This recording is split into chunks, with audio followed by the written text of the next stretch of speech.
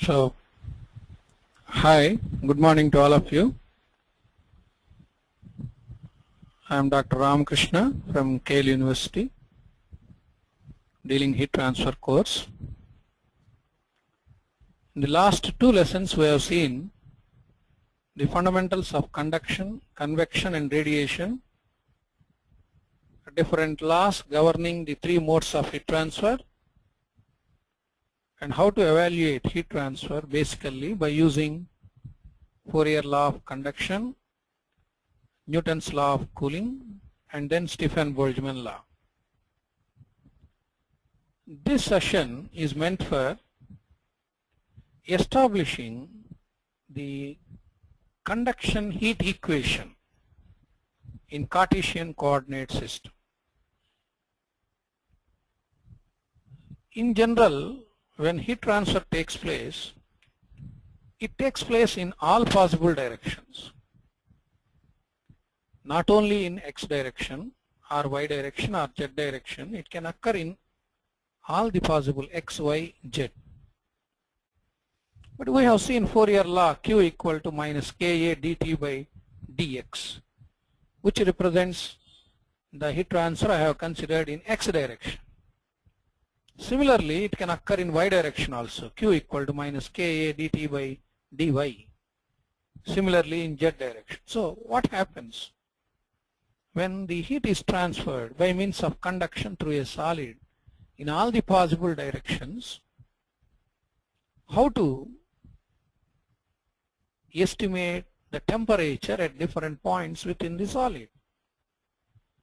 What is the temperature distribution equation in such a case where you have three-dimensional heat transfer? And without knowing the temperature gradient, you can't evaluate the heat transfer. And to determine the temperature gradient, you should know how the temperature is varying within the solid. And the purpose is now to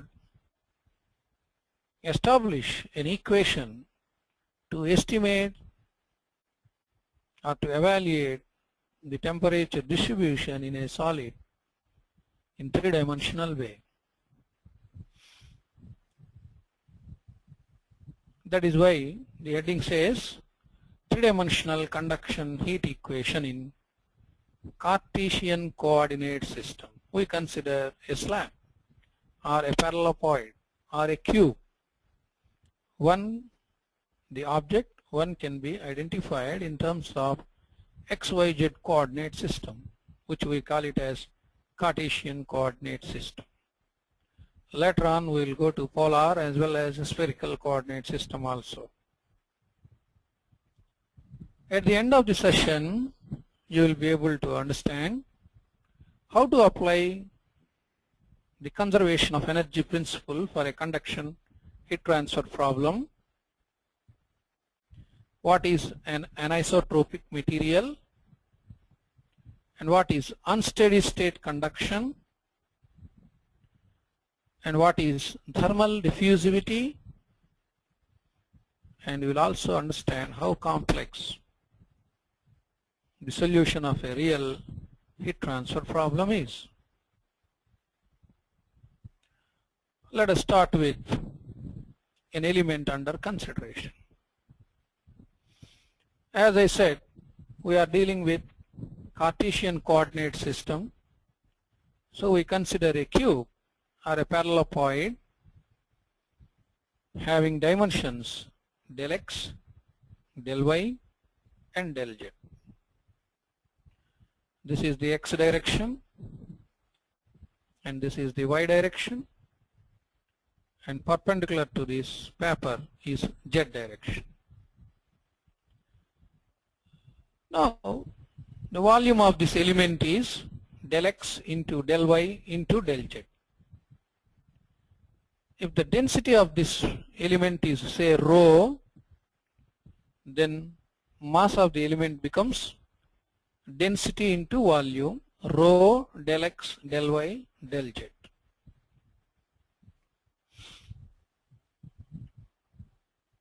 Let heat entering into the element in x direction is Qx. see the arrow, it is entering into the element. And let heat entering into the element in y direction is Qy. And let heat entering into the element in z direction is Qz. Similarly, the heat leaving from the element at a distance of, say this is x plus delta x, is Q at x plus delta x. Heat leaving from the element at y plus delta y is, say, Qy plus delta y. And heat leaving from the element at a distance z plus delta z is, say, Qz plus delta z. If I consider only these energies entering and energies leaving, as per law of conservation of energy, energy entering is equal to energy leaving. So what are all the total energies entering? Qx plus Qy plus Qz. And what is the total energy leaving? Qx plus dx, Qy plus delta y, and Qz plus delta z.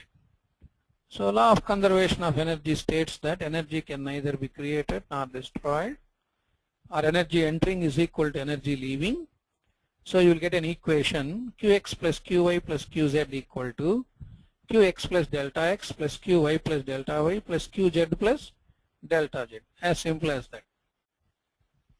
But this element, imagine a solid element, definitely consists of some specific heat.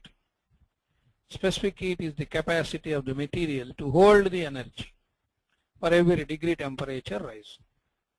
So therefore, some amount of energy may cause a rise in temperature of this element by dT. So not the total energy entering into the body is leaving, some part of it is stored in it, which is given by mCp delta T as a whole, and as a rate if you want to express mCp dt by dt.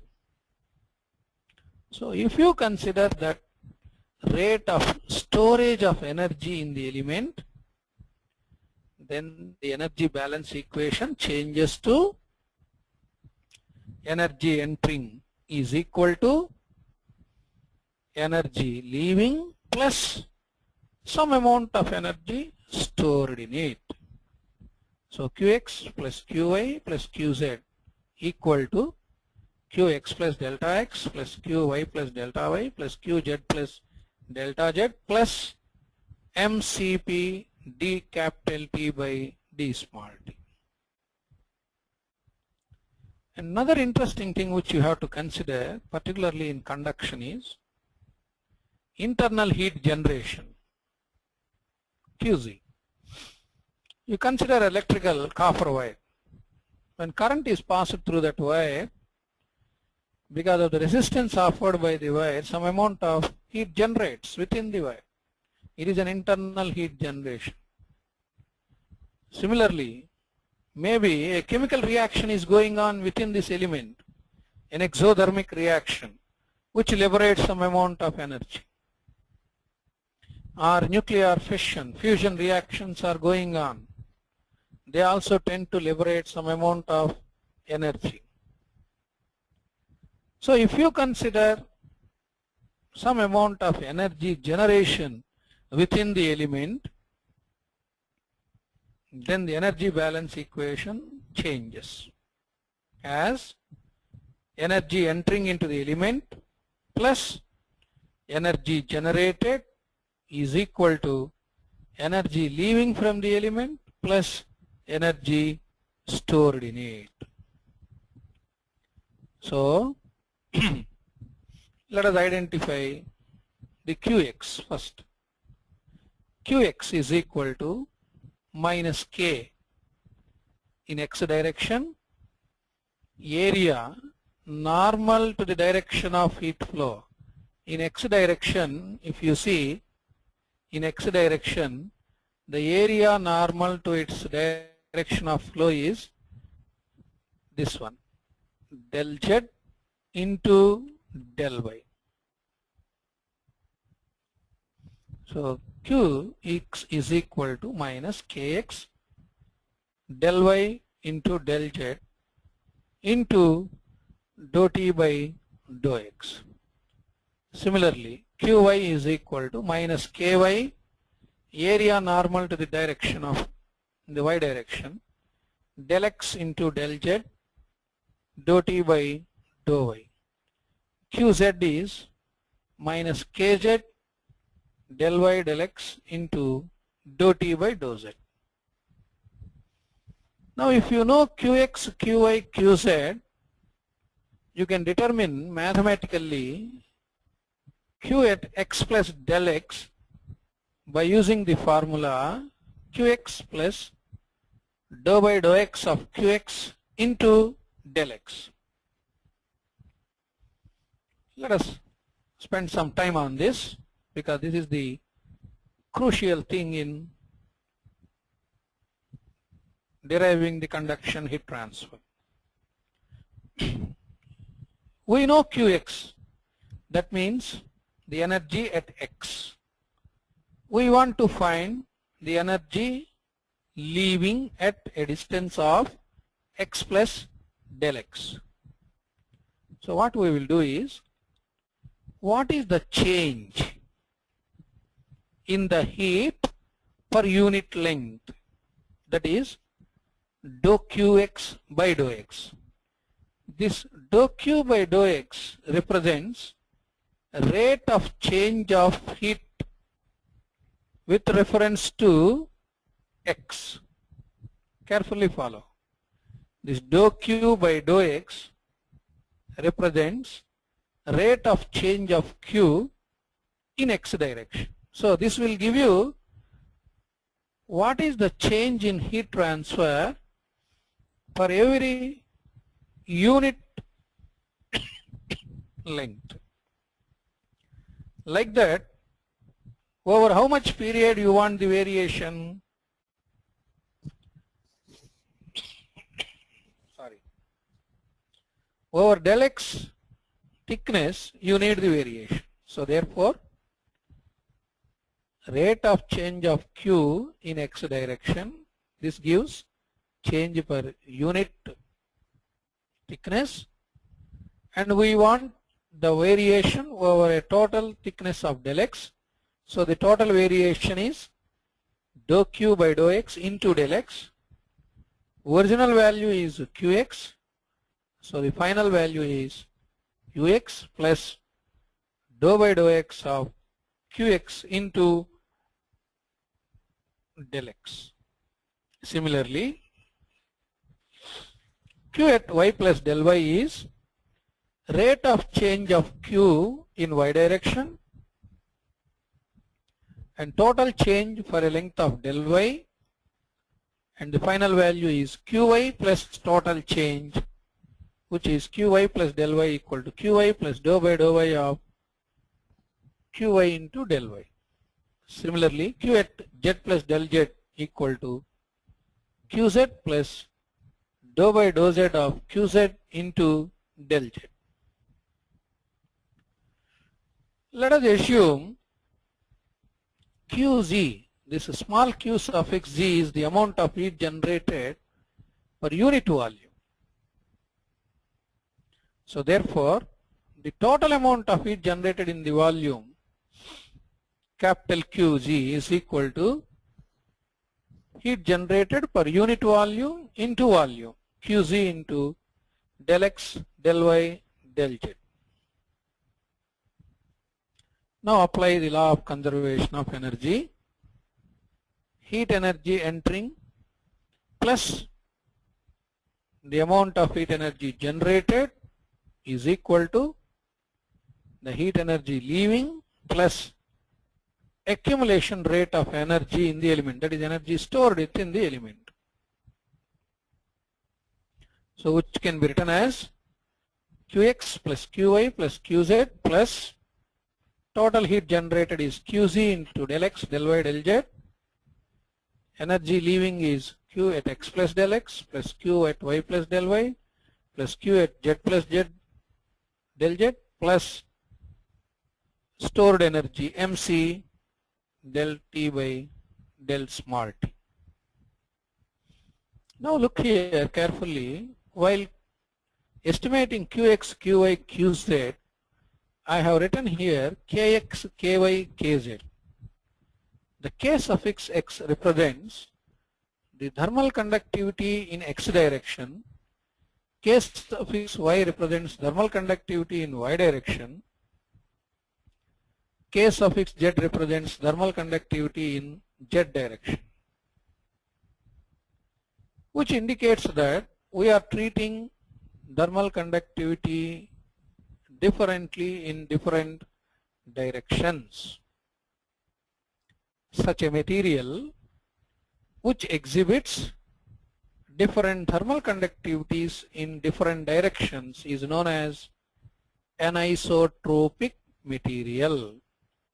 Anisotropic. Iso means similar. Anisotropic means non-similar. It is not similar. The property varies from one direction to other direction, and hence it is known as an anisotropic material. Kx and Ky, Kz are different. This happens particularly in non-homogeneous materials or layered structured materials. For example, mica.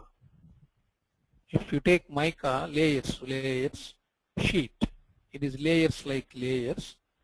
The thermal conductivity of that mica sheet across the layers, that means its ability to conduct heat across the layers and its ability to conduct heat along the layers is different. So therefore, the thermal conductivity across the layers and along the layers will differ. So Kx is not equal to Ky. Similarly, if you take asbestos or wood, they also exhibit different thermal conductivities in different directions. For example, if you take wood, across the grains it exhibits one thermal conductivity, and along the grains it exhibits a different thermal conductivity. So Kx and Ky are not same. So therefore, materials which exhibit different thermal conductivities in different directions are known as anisotropic materials. But if you consider a copper or steel a homogeneous material, the Kx, Ky, Kz are all same.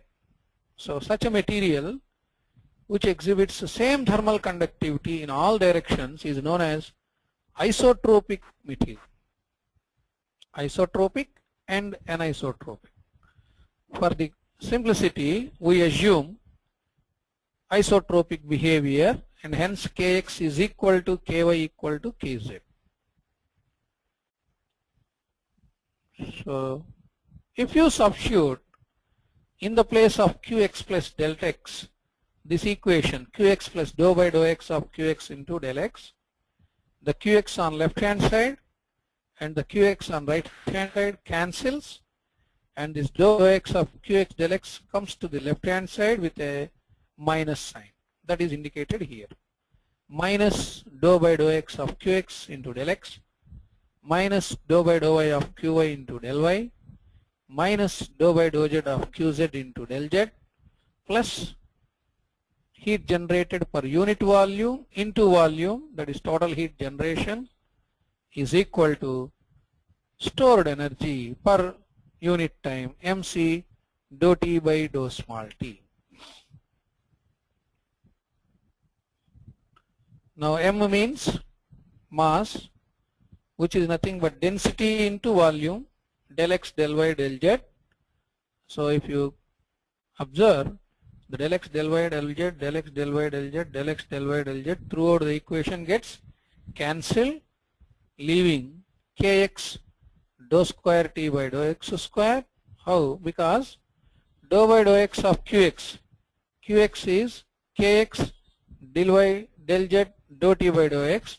Dou by dou x of becomes dou square t by dou x square, minus minus becomes plus, and into del x del y del z, del y del x del z. That is how we have obtained.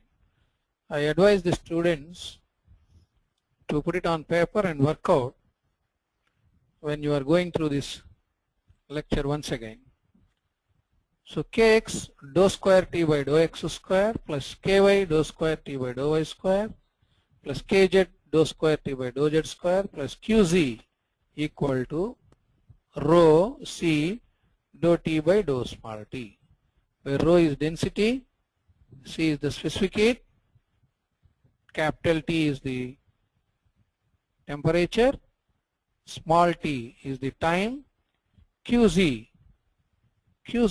is the amount of heat generated per unit volume, the watt per meter cube.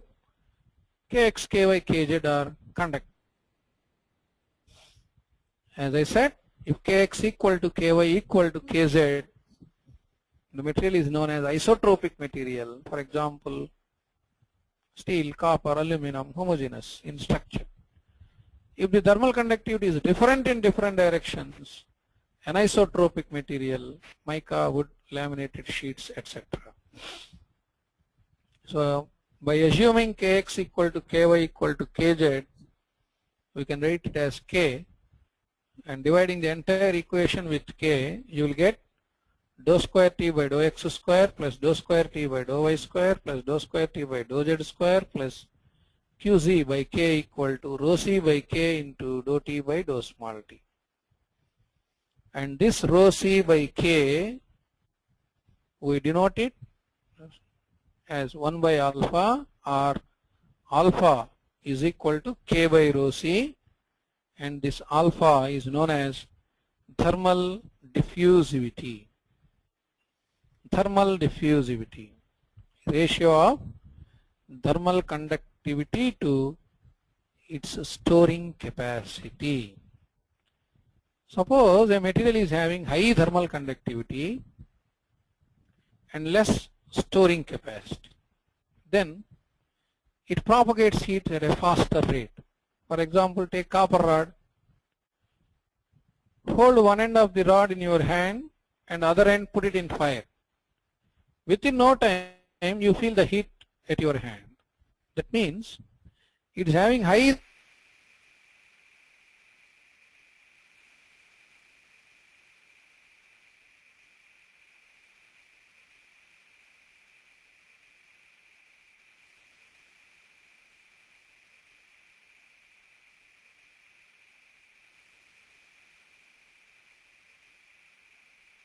thermal conductivity. Pen roller, hold it one end in your hand and keep the other end in fire. Thermal conductivity of wooden roller is very low, and hence it will not conduct the heat.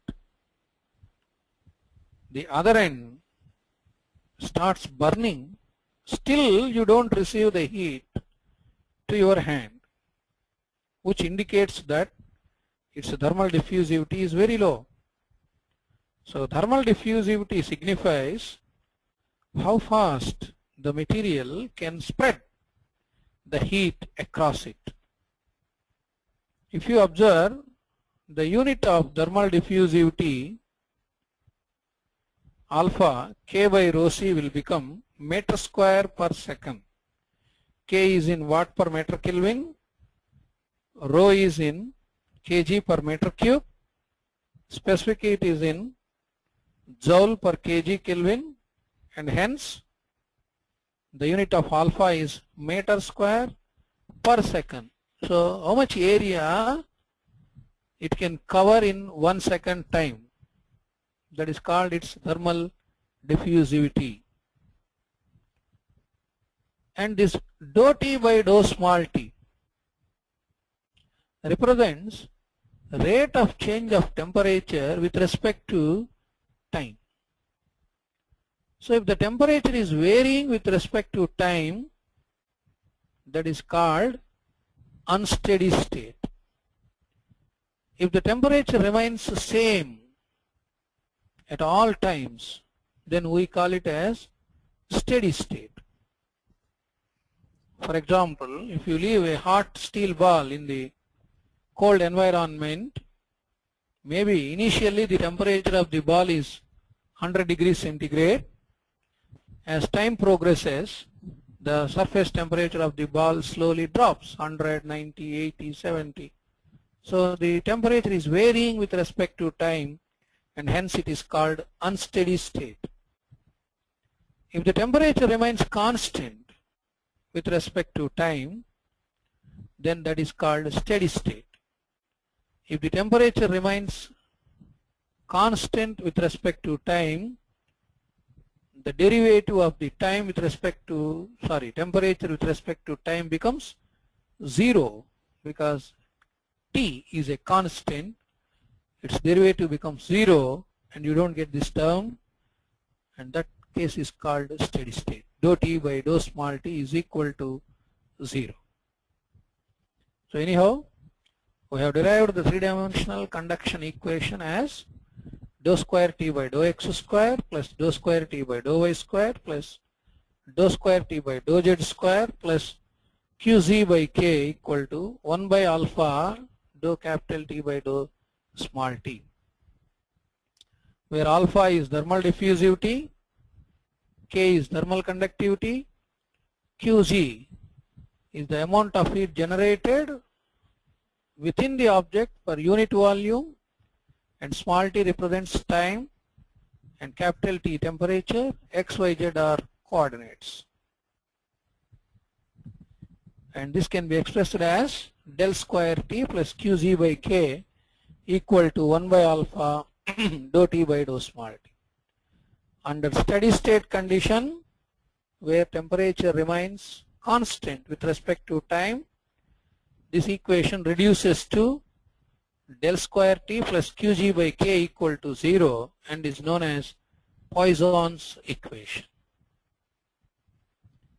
If there is no internal heat generation, like in most of the solids, in the absence of chemical reaction, in the absence of electrical current passing through the plate, in the absence of nuclear fission fusion, consider heat transfer to a walls or something like that, the equation reduces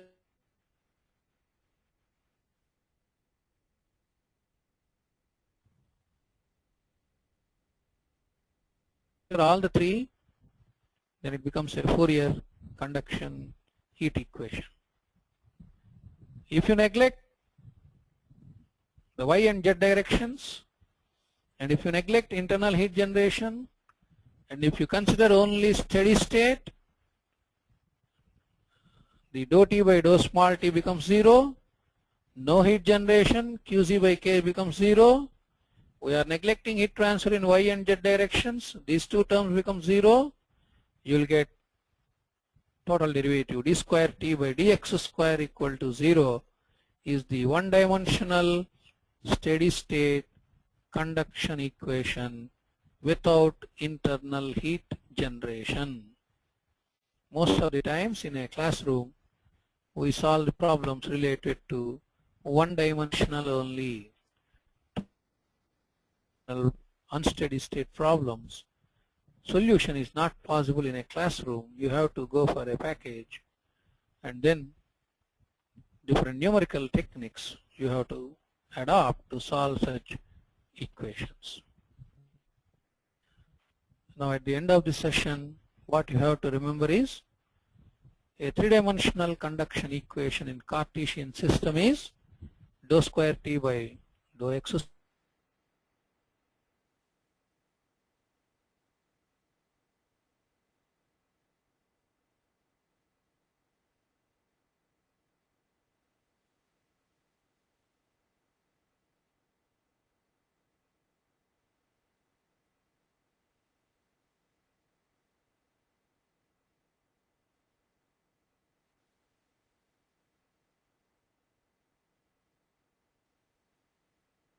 one initial condition and 6 boundary conditions.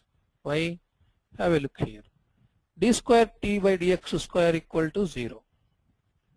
The solution of this equation, d square T by dx square, where you will get temperature as a function of x alone, requires at least two conditions. If you integrate it once, you will get dt by dx equal to C1. Integrate again, you will get t equal to C1x plus C2. So two constants are there. To solve that equation, you need two conditions. Similarly, dou square t by dou y square, dou square t by dou z square, two conditions for this, two for this, two for this, 6 boundary conditions. And to solve this dou t by dou t, again, you need one more condition to a second single order. So that condition is called initial condition, which we specify with respect to time. So ultimately, to solve this three-dimensional general conduction heat equation, you need one initial condition and 6 boundary conditions. Again, suggested readings, go through these, and thank you very much for your kind attention.